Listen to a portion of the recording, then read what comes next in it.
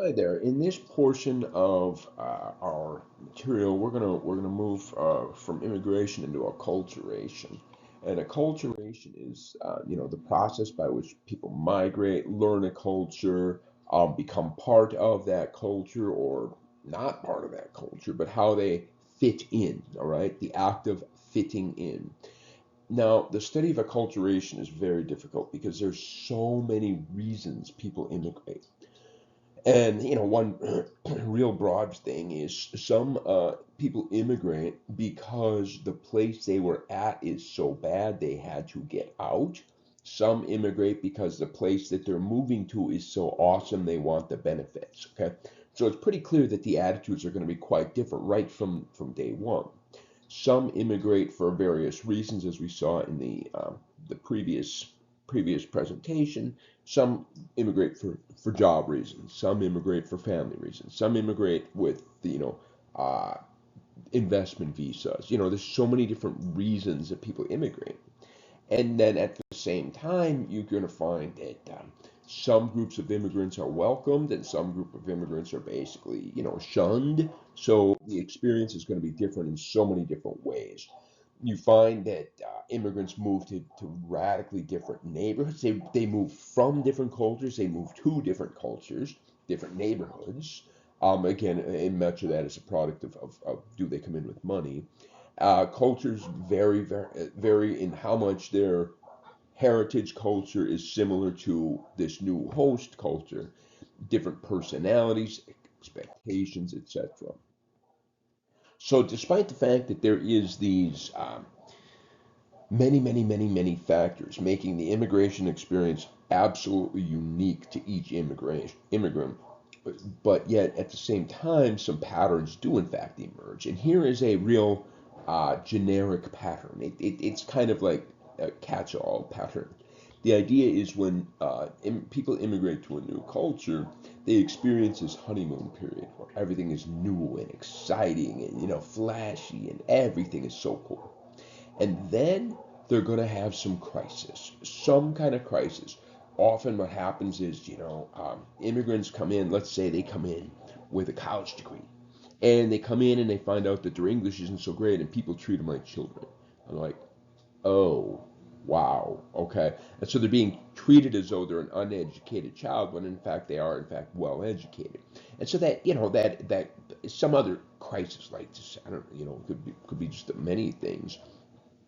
But then what often happens after some period of depression, for a lack of a better word, what you'll find here is that these new immigrants are going to pick up, the skill sets necessary. They're going to figure out exactly how things work. And so now they're going to sort of come back and smooth. Now, again, this is some kind of a generic image, and does not describe the acculturative experience of all immigrants, because people that immigrate to Japan, what they tend to have is they tend to have a honeymoon period. They go into this crisis or culture shock period, and they never leave. It stays at a low, flat level forever, and that's simply because of well, I mean, primarily because the attitudes towards immigrants in Japan is actually quite negative, and it does not matter how long you live there, you will never be Japanese. All right, if you have immigrated, you will never truly become. So this U shape is kind of common, but it most certainly is not everything. Okay, and so here's a complex graph that kind of talks about acculturation as a process.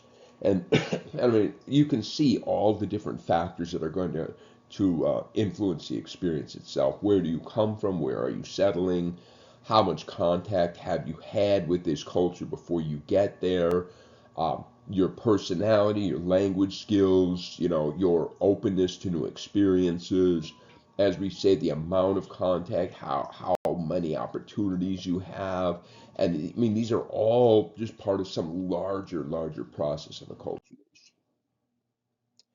One of the predictors of acculturative success, for a lack of a better word, is this cultural distance. That is, Canadian immigrants moving to America got it pretty easy, okay?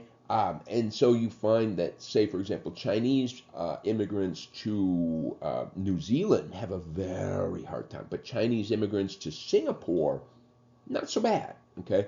And so it's just kind of this distance between. And one of the major components of cultural distance is language. And clearly, and I mean, when it comes to the acculturative story of almost every immigrant, the number one piece of the pie or largest part of the story is language. And so you can see these language families as an example. And so what you have here is TOEFL scores. TOEFL is the test of English as a foreign language. And so international students that want to study in America often have to prove that they are competent in English before they're allowed to study. Okay. And the TOEFL was the tradition. There's been some recent tests that have, you know, supplanted this one. But TOEFL was the granddaddy of these tests. And you can see what happens is um, international students from Germany, Sweden, and Netherlands, I had to stop on that one, um, who all share with English that they are in the Teutonic, they're Indo-European Teutonic languages. And so those are the ones that are most similar to English, and therefore their TOEFL score is highest. And therefore, the immigrants from Germany, Sweden, and Netherlands have the easiest time in this language way. Another one is cultural fit. That is, in the United States, being extroverted is a kind of a cognitively healthy way. That is, some of the best life success can be predicted with extroversion. Yet many immigrants, especially immigrants from Asia, come in quite introverted, and so just like that, they kind of have a hurdle to get over that they don't express themselves in a culture where if you don't express yourself, nobody else is going to stand up for you. So clearly, it's something that needs to be worked on. Well, the acculturation experience has been sort of summarized in some kind of a ways.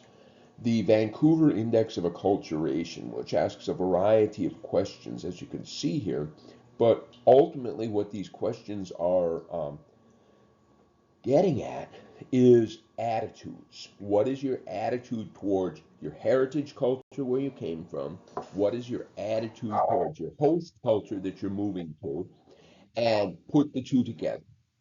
And so you can see here that we've got these four different strategies of acculturation based on your attitudes from your heritage and your host culture: integration, separation, assimilation, marginalization. And what's going to happen is that these four strategies often are shared in common. That is, immigrants from a particular nation often share one of these four as a whole, but yet at the same time, the acculturation strategies of, let's say, a family immigrates, and the acculturation strategy used by the parents may not be the same as the acculturation strategy by the children, even though they came at the same time. Okay. Well, it turns out that some of these are considered healthy. Integration is considered to be the healthiest of them all. The idea is that you're going to, you know, embrace both your new culture and the culture you come from, right? These other ones, however, have less psychologically healthy predicted outcomes. So the most common is integration, and it's healthy, like we say, because you now have resources. You can take draw from social support and resources from your heritage culture, social support and resources from your host culture. It's the best of both worlds. Marginalization isn't really a strategy. It's just sort of it's a personality trait. It doesn't work well. It sometimes happens, and again, it's if the host culture has a very negative attitude toward that particular group of immigrants, then marginalization will often occur, and it's got some cases little to do with the immigrant him or herself and the behaviors that they exhibit. So assimilation and separation are somewhere in the middle. Assimilation is it's interesting. I mean, they become American, but when they become American, they lose their original identity. And then Man. And then separation, they never truly become American. They just sort of live in America all out in their own little world. Okay. So different strategies, different outcomes. But what you find is that on top of the fact that there's going to be all of these different factors, each culture has their own basic model or understanding of how immigration should work. And America's traditional idea is the idea of a melting pot. That in America, it's this idea that really encourages assimilation. That is, you immigrants come in, they become American. That is, they kind of lose what they were, but when they become American, they change what it means to be American. Okay? So it's kind of like what does it mean to be American is changing year after year as new immigrants are becoming American and modifying it. But then again, as we say, these new immigrants are going to lose their heritage culture in the process. Okay? So it's a way. Canada strives for more of a salad bowl model, and in a salad bowl model, I mean, as you add new ingredients to a salad, like a crouton, the salad becomes better. The salad is better the more ingredients you put on it, but at the same time, you can still remove the crouton and it retains its original form. And that's the idea. As new immigrants come in, Canada will change and become better, but yet at the same time, those individual immigrants are still individual people, not some integrated part of the whole.